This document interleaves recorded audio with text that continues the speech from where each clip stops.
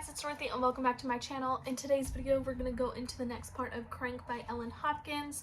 We are so close to being done with this book. We are almost in the 500s, and once we get to 500, we'll only have 37 pages left to read.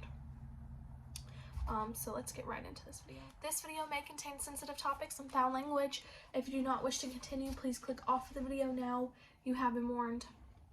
Page 462. Back in my room, my life closed in around me.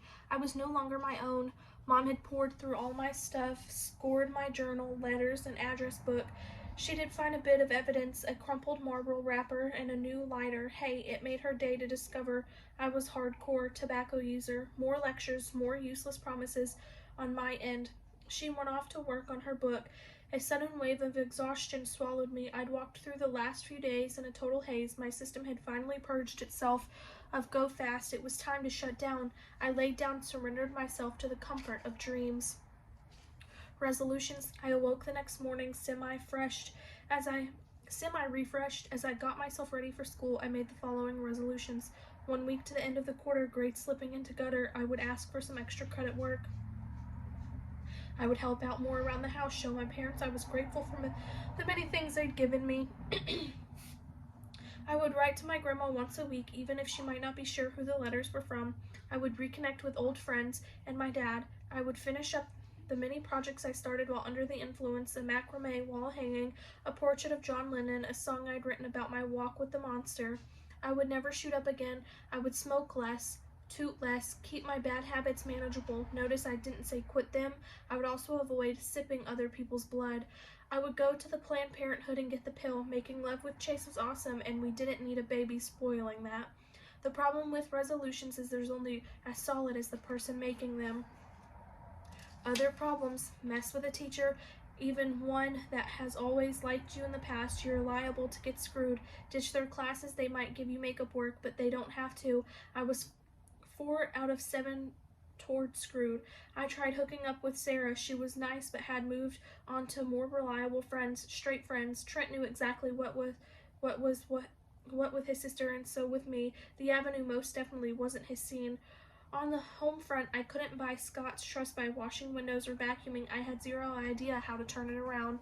Mom, she wanted her little girl back. I couldn't go that far. She wavered between forgiving, stern, spiteful, and loving. I did write Grandma a couple of times, lively, newsy letters. She never replied, but I didn't really expect her to. Hopefully, I brightened a few of her last days. She would pass away in January, cold and gray, a San Francisco winter. When I returned to the macrame, my fingers struggled over the knots. I scrapped the project, but did finish John Lennon. As for the song, I had lost the melody and my will to find it, and the lyrics brought me back to the fold of the monster. Crank, you see, isn't the ordinary monster. It's like a giant octopus weaving its tentacles not just around you but through you, squeezing not hard enough to kill you but enough to keep you from reeling until you try to get away. Try it, and you hunger for its grasping clutch, the way its trundles prop you up, your need intensifying exponentially every minute you refuse to admit its being. By Wednesday, I was starving for speed and for chase. In that order, I bummed a snort from Robin, borrowed her cell. I made the call with trepidation, but Lucinda had given me all I need to know, her name, her brother's name, and these very scary words, La M, meaning M for Mexican, mafia, hardcore importers and traffickers, plus a few chemists doing their thing in desert hideaways. Roberto already knew about me. Lucinda had used up one of her weekly calls and expected a favor one day. La M is all about favors. Roberto set up a meet for the following afternoon. Then I called Chase's cell, asked him to pick me up. Last period, take me to the bank. I had a D in PE. What could one more ditch hurt? The good. Seeing Chase's truck pull into the far parking lot, hearing it's been a long 4 days, kissing him, knowing better things lay in store right up the road. I've missed you so much. Detouring to a secluded spot, gentle love-making, set to romantic sonnets. It's never been like this for me before, riding into town, head on his shoulder, listening to the words of love. My heart will always belong to you.